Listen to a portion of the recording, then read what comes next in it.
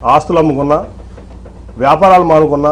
ఇవాళ నేను అమ్ముకున్న ఆస్తులు విలువ హైదరాబాద్లో 2,000 కోట్లు, అక్షరాలు 2,000 కోట్లు. నేను అమ్ముకున్న ఆస్తులు మీకు కావాలంటే నా 14 యాక్స్ అఫిడవిట్ తీసి వాళ్ళు చూస్తే నా ఆస్తులు ఇవాళ వాల్యూ 2,000 కోట్లు ఉంటుంది. అట్లా వ్యాపారం కాకుండా కొన్ని విషయాల్లో ఆయన నా పట్ల ప్రదర్శించినటువంటి తీరులో వ్యాపారం కూడా ఆపుకోవాల్సి వచ్చింది. ఆ రోజు కూడా నేనేం బాధపడలా, వాట్ నెక్స్ట్ అనుకుని ముందుకెళ్ళాను. సరే 19 లక్షలు మళ్ళీ గెలిచాను. ఇక్కడ లోకేష్ గారు మంగళగిరిలో ఓడిపోతే నేను విజయవాడలో ఎంపీగా నేను గెలిచాను. మరి ఆయన పార్టీ ఇన్ఫ్రాస్ట్రక్చర్ అంతా ఇచ్చారు, రిసోర్సెస్ అన్నీ ఇచ్చారు. అట్లాగే పార్టీ యంత్రాంగం మొత్తం ఆయన కోసం కృషి చేసిన ఆయన ఓడిపోయారు. అట్ ది సేమ్ టైం నేను ఎప్పుడు కూడా చంద్రబాబు నాయుడు గారి దగ్గర రూపాయి తీసుకోలేదు, నేను గెలిచాను ఎంపీగా.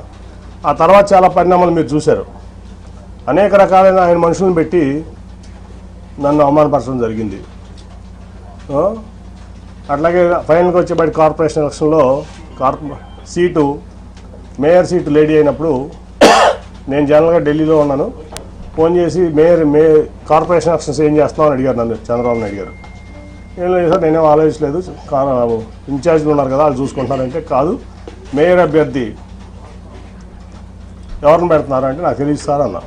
ఇదే మాటలు మీకు చెప్తున్నా, నేను ఒక రూపాయలు కోల్పోవట్లేదు. ఆ రోజు అన్నాడు బోండమ్మ గారి వైఫ్ని పెడుతున్నారని నిజమేనా అని నన్ను అడిగారు ఆయన ఫోన్లో క్వశ్చన్. నేను వాళ్ళ వరకు ఎవరికి చెప్పలా నిజం, నాకు తెలియదండి అన్న.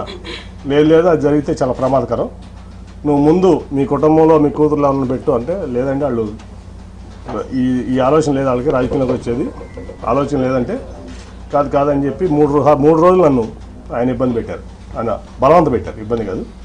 సరే అప్పుడు టాటా ట్రస్ట్లో పనిచేస్తున్న శ్వేత అని మాట్లాడితే నాకు ఇంట్రెస్ట్ లేదు డాడీ, నాకు సోషల్ సెక్టర్లో చాలా ఇంట్రెస్ట్గా ఉన్నాయంటే ఇట్లా చెప్పారమ్మా చంద్రబాబు గారు. సరే మరి పార్టీ కోసం నేను చేయాల్సి వస్తుందా మనం చేద్దామంటే 3 రోజులు విముఖత తర్వాత అక్కడ రాజీనామా చేసి వచ్చి ఇక్కడ ఆవిడ నుంచోవడం జరిగింది. తర్వాత మళ్ళీ ఏం జరిగిందో మీకు అందరూ తెలుసు. అట్లా మళ్ళీ అదే మనుషులతో ప్రెస్ మీట్ పెట్టించి ఎలక్షన్ 2-3 రోజుల ముందు నన్ను ఒక వ్యక్తితో ప్రెస్ మీట్లో పబ్లిక్గా ఆ ఎంపీ కేసునేనా అని చెప్తూ కొట్టిస్తానని చెప్పి మాట్లాడించారు చంద్రబాబు నాయుడు గారు.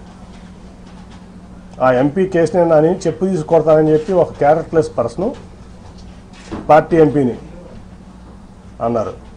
స్పందన లేదు పార్టీ నుంచి కానీ ఏ వ్యక్తి నుంచి కానీ. అదే ప్రెస్ మీట్లో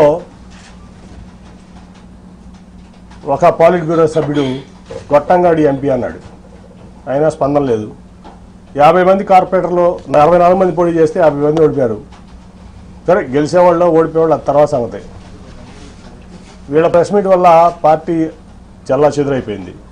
ఆ నెక్స్ట్ 2 రోజుల తర్వాత వచ్చిన చంద్రబాబు నాయుడు ప్రచారానికి, నువ్వు రావద్దు నాతో పాటు ప్రచారానికి, నువ్వు వస్తే వాళ్ళిద్దరూ రానంటున్నారు నాతో పాటు అని. ఓకే సార్ మీరు వెళ్ళండి అని చెప్పి పంపించడం జరిగింది. ఒక సిట్టింగ్ ఎంపీ లేకుండా కార్పొరేషన్ ఎలక్షన్స్లో నా కూతురు నుంచోబెట్టి నా డబ్బులు ఖర్చు పెట్టుకుని నేను లేకుండా ప్రచారానికి వచ్చాడు ఆయన.